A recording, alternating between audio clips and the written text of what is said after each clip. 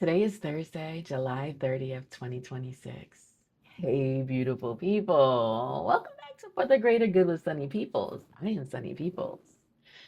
Y'all, the summer is flying by. This episode is a reminder to pause and reflect, to document and share, to breathe deeply, and celebrate the gift of living. Thank you for joining me for another conversation that challenges us to think deeply, live intentionally, and contribute meaningfully to a better world.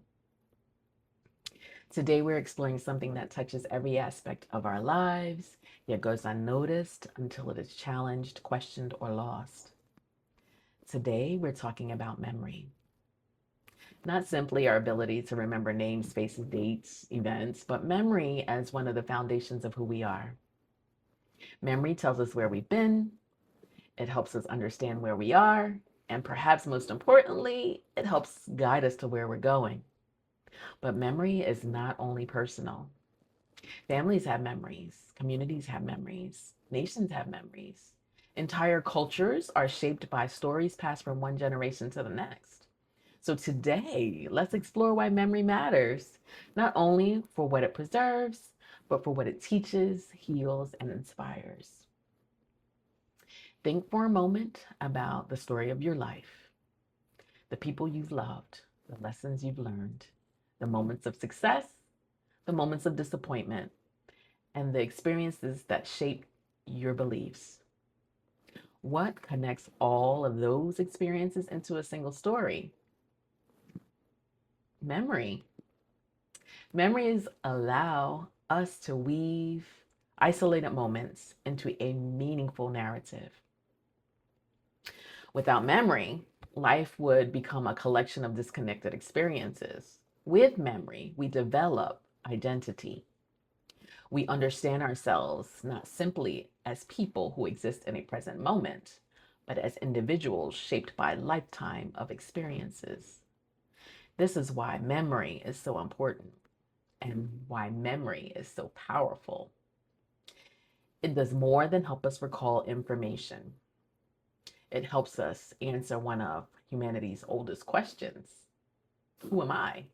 Who am I? Yet, memory is not a perfect recording device. It changes, it evolves. Different people remember things differently. But even with its imperfections, memory remains one of our most important tools for making meaning out of life. Let's pause and think about our relationship with time. The past no longer exists, the future has not yet arrived, and the present disappears almost as soon as we experience it. Yet, memory creates a bridge across time. Through memory, we can revisit a childhood home, hear the voice of a loved one, remember a graduation day, recall a lesson learned decades ago. In many ways, memory is humanity's time machine. But memory is connected to more than time. It is also connected to place. Have you ever returned somewhere after many years and immediately felt transported to another chapter of your life? A church, a school, a neighborhood, a family home? Perhaps even the smell of a favorite meal can unlock memories you thought were forgotten. Suddenly, the distance between past and present feels much smaller. Places hold stories, communities hold stories, landscapes hold stories. This is why preserving photographs, historical landmarks, cultural traditions, and family stories matters. They help anchor memory in the physical world.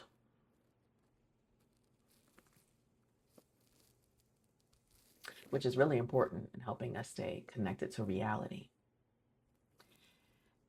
When memory, time, and place come together, we gain a deeper understanding of who we are and where we belong. Memory does not belong only to individuals. Communities remember, institutions remember, Nations remember. Collective memory helps society answer questions like, who are we? What do we value? What do we value? What lessons have we learned? What mistakes must we avoid repeating? When communities remember together, they create continuity between generations. A child learning family history gains a sense of belonging. A community remembering its struggle gains resistance and resilience. A nation examining its past gains an opportunity for growth. But there is also danger in forgetting. When individuals ignore experience, they often repeat harmful patterns. When organizations forget their purpose, they lose direction. When societies lose touch with history, they become vulnerable to repeating old mistakes. Remembering is not about being trapped in the past. Remembering is about carrying wisdom forward. Across cultures and faith traditions, people have long created rituals of remembrance because they understood something essential. Memory is both a gift and a responsibility.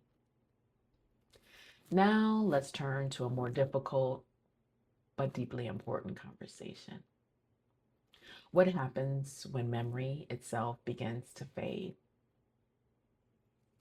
For individuals experiencing memory loss as a result of aging, Alzheimer's disease, dementia, illness, injury, or trauma, memory can become uncertain. Names become harder to recall, dates become confusing, places seem unfamiliar. The experience can be frightening, frustrating, and disorienting. Many people living with memory loss describe feelings of confusion, sadness, embarrassment, and fear. And for families and caregivers, there's often a different kind of grief, the grief of watching someone you love gradually lose access to memories you've once shared. Yet, memory loss teaches us something profound about human dignity. A person's value is not determined by what they can remember. Human worth does not disappear when memory weakens. A person may forget a conversation, may forget a date, may forget a name, yet the emotional impact of kindness, patience, compassion, and love remains. Memory may fade, humanity does not. And perhaps this is where communities become especially important. When individuals can no longer carry certain memories alone, families and communities can help carry them together. We become keepers of one another's stories.